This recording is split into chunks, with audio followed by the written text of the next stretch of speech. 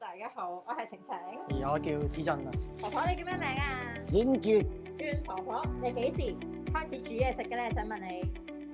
15歲啊，哦，15歲，都好後生開始煮嘢食喎。咁嗰陣時要煮俾幾多個人食嘅屋企4、5個啦，一級一級，唉，邊度咁多材料？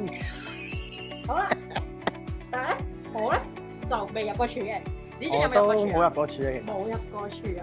唉，咁婆婆有冇啲簡單啲嘅料理可以教我哋煮嘅咧？我哋今日要煮啲咩啊？蝦仁炒蛋，冇咁多嘢啦，淨係個碟雞蛋，呢隻蝦俾少少鹽，就俾啲糖、葱花咁咯。都係幾簡單下喎。咁我哋而家就開始煮咯。我哋咧就開咗個鑊先啦。咁我咧就係咪要醃啲蝦先啊？婆婆落薑同埋落少少鹽。係。好啊。俾薑。俾薑，俾啲鹽，我哋醃下先咯喎。係啱啦。咁我呢邊就落啲油先。我哋點解要落啲薑嘅，婆婆？唔怕腥，哦，唔怕腥。啊，應該差唔多啦都。攞啲油燙下啫喎。拖下啫喎。誒，個鑊應該興啦。咁我哋咧而家就落啲蝦仁落去咯喎。哇！鏟嗰啲蝦佢，鏟開啲蝦佢。係啦。仲有啲蝦肉。就爆香晒啲蝦佢先。係啊。哇！可以聞到好香嘅蝦味啊！我哋係咪啊？係啦，冇咗啦。冇錯啦。板落佢。係。落蛋啦。準備落蛋咯喎。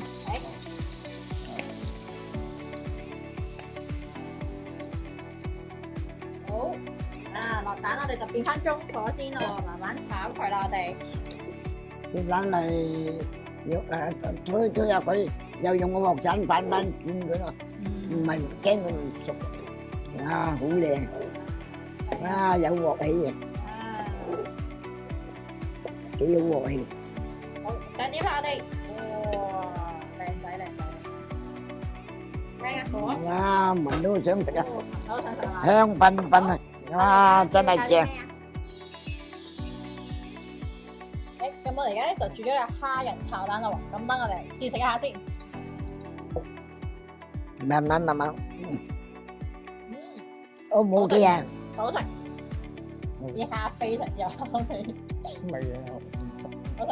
係今次真係算係第一次煮咧，呢啲家常餸係真係，我發現都唔算太難，即係簡單餸。我咧就係未入過廚啦，跟住咧今次咧轉婆婆咧就介紹咗我呢味咁簡單嘅蝦仁炒蛋。